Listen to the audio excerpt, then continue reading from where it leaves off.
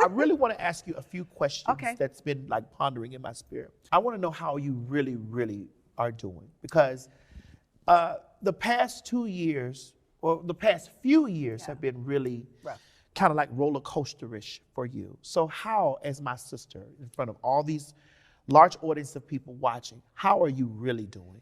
Well, I'm doing amazing. You know, I've been through extensive therapy. I'm still in extensive therapy. It's not as often as I used to go, because I used to go every single day. Yes, every single day, because I mean, it was really that bad. I was really that lost. And everything was a question, every single aspect of my life, because you have to understand, I went through this whole mental breakdown, and then a huge breakup, a public breakup, back to back. And, you know, just for the regular person, if you can imagine, you know, being that mentally ill, and then, you know, basically losing the love of your life, and your family being, you know, all over the place, it's very, you know, disturbing. It's very tough. But what caused your mental breakdown?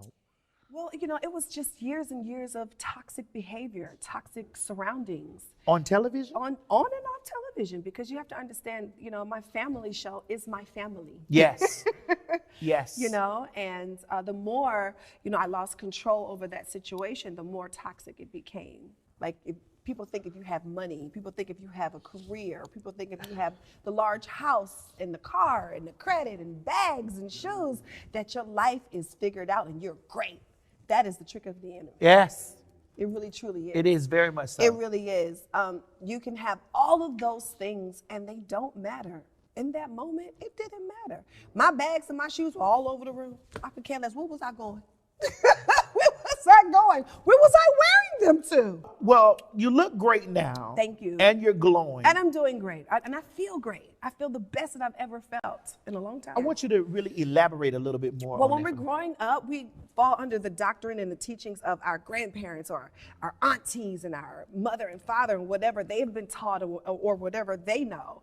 But, you know, not until I was, you know, down on my face by myself, broken and bruised, did I find God. I didn't find God in the church. I found him at home with nothing. Yeah. And, you know, I had to meet him on my level. You know what I'm saying? So I didn't meet him the traditional in church shouting on my knee. No, I didn't. Like, I was at my lowest point, and I heard him speak to me, and we started to have a conversation, and that's where I found him. So so after he told you to get up, Yeah. what was your next step? Oh, I got up because it felt like a granddaddy, a grandmother, an auntie, a mother. It was very authoritative. And I don't think I've ever told anyone this. Come on, but tell us. It broke me down. Like, it's almost like the water. I know it sounds weird. It's almost like the water was like singing or like worshiping, or I can't really put it into words. But I knew that, you know, it was time to stop the shenanigans and just But Tamar, trust. what shenanigans were you doing? Was it a facade? No, the shenanigans that I have it all figured out and that I didn't need help and that I had enough help. That part. Got it. Yeah. I got it. Yeah, and then I got really, really serious about my mental health, about, you know, going into counseling and, you know, about God. Yeah. And about myself. Who can fix these broken